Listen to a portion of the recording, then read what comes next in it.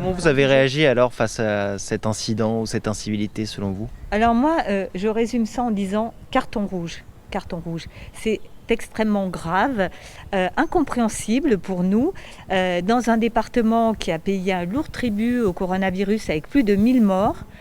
Euh, un non-respect évident des soignants qui n'ont pas eu de répit depuis plusieurs mois, qui se sont engagés avec beaucoup de force.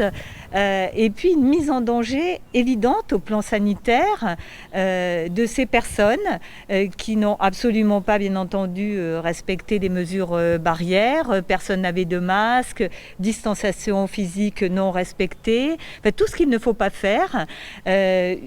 Ils ont bravé une interdiction qui figure dans la loi d'urgence sanitaire. C'est un véritable défi, peut-être en tout cas dans l'appellation qui a pu être donnée par une personne interviewée hier sur ce point. En tout cas, c'est un défi aux problèmes sanitaires, c'est un défi qui a été lancé, j'ai utilisé le mot tout à l'heure, je le reprends, aux valeurs républicaines qui sont les nôtres. Lorsque, en pleine crise, en plein état d'urgence sanitaire qui est en place jusqu'au 10 juillet, il y a un certain nombre de préconisations, il y a aussi un certain nombre d'interdictions. Ces interdictions, elles sont faites pour être respectées, elles sont là pour le bien-être de chacun de nos concitoyens et ces règles, là, manifestement, ont été avec une préparation qui apparaît pour l'instant au stade de l'enquête assez minutieuse, a consisté à violer effectivement cette interdiction de rassemblement de plus de 10 personnes. Les gens ont pris un risque sanitaire tel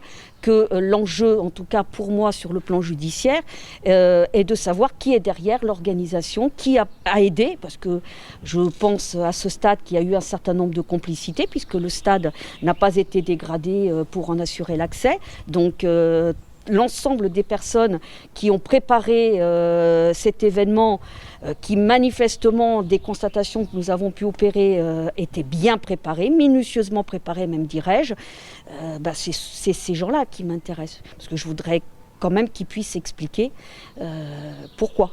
C'est-à-dire minutieusement préparé?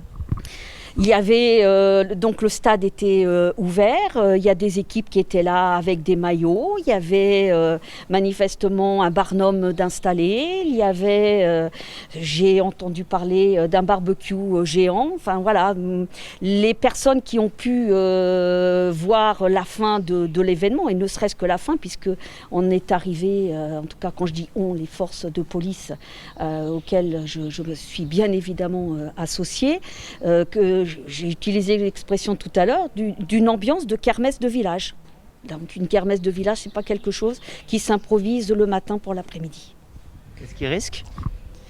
En l'état, la violation sur laquelle je suis partie d'un arrêté de fermeture des stades, ne serait-ce que ça, c'est 6 mois d'emprisonnement et 7 500 € d'amende. Les personnes qui ont participé à ce rassemblement doivent se faire dépister pour éviter de transmettre elles-mêmes la maladie à leurs proches fragiles, aux personnes chez elles qui pourraient être souffrantes de pathologies chroniques, aux femmes enceintes, aux personnes âgées qu'elles fréquentent. Deuxièmement, sur le plan organisationnel, aujourd'hui, le dispositif est structuré. On se fait tester si on présente des symptômes et si on a été cas contact d'un symptôme, on se fait prescrire de manière automatique par l'assurance maladie ce test. Demain, pour ces personnes-là, ou à partir de jeudi en tout cas, cette étape de prescription n'est pas nécessaire. Ça veut dire qu'elles se présentent sans rendez-vous au Parlement européen. Elles ne figurent donc pas sur les listes utilisées pour structurer les files de patients, mais la prise en charge sera néanmoins structurée pour ces personnes qui viendront sans rendez-vous. Elles rencontreront les biologistes, les préleveurs qui feront le test avec elles, auront des entretiens. Et ces personnes-là sont des personnes qui sont astreintes évidemment au secret professionnel, au secret médical. Et c'est pour cela que ce dépistage se fait évidemment en tout anonymat. Ces personnes doivent être considérées comme des cas contacts. Je pense qu'elles doivent être considérées comme des cas contacts. On ne peut pas imaginer, vu les comportements qui ont été précédemment décrits, vu les modalités qu'on connaît aujourd'hui de transmission de ce virus, par gouttelettes, voilà, on joue, on se crache dessus, permettez-moi l'expression, on s'embrasse. C'est forcément véhicule de Covid. Est-ce que ce type d'événement peut engendrer une deuxième vague ?